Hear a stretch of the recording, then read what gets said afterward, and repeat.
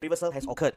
Normally, QMC is considered as a continuation, so it always happens after a QMR has happened, or it's the same line with the QMR. We will go further into details and have a look at the chart later on. So the QMC required the higher high or the lower low, which is the head of the QM, to be the second drive of the confluence trend line. And we only entry at the third trend line, which is the right shoulder, or we call it the entry point. Now the best to entry QMC is after the occurrence of reversal. So whenever after there's a QMR, it will come with a QMC. Please, always take note that this is your chance, your high chance to enter a bigger load. Alright, so now let's go to the SOP for the QMC. This is a sell setup. As we can see here, this is how the price pattern looks like. So before the price comes back to this area, you can see there's a QM in this area. So let's mark the structure. We have the high, low, higher high, okay, and the lower low. So we mark the trend line. The reason why we mark the trend line, remember, to have it to become a QMC, the high high of this head of the QM has to be on the second trend line. Okay, so this is the first drive, the head is the second drive, and then we mark the entry point here. This is our entry point of the left shoulder, and then we mark the zone from here to the wicks for us to easy to monitor the zone when price come back in this area. And then price come back here, and then entry at the third drive, and then price continue to go down.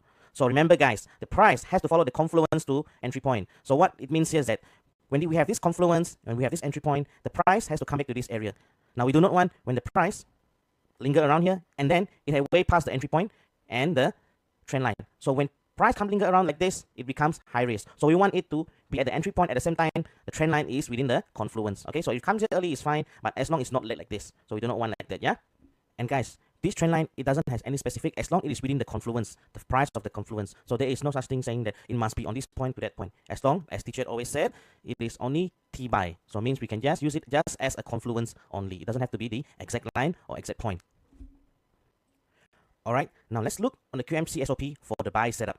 As we can see here, there is a QM buy setup. You can see the low, high, lower low, and the high high. At the same time, there is one support here, can make it as our confluence. So here we can see that this lower low, the head of the QM is on the second drive.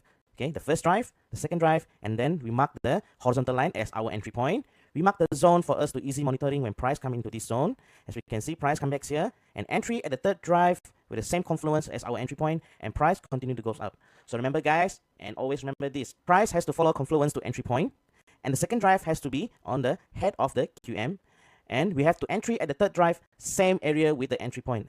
As I said, same with the QM sell. We do not want the price to linger here too much and then over here way past the confluence and the entry point. It will consider as a high risk. So remember guys, as I said again earlier, this trend line, there is no specific point that you must do. Most important guys, setup first. The setup first. After you find the setup, only the last part you do is the trend line. This is just so that we know that there's a continuation setup with the trend line. It makes the price confluence more reliable.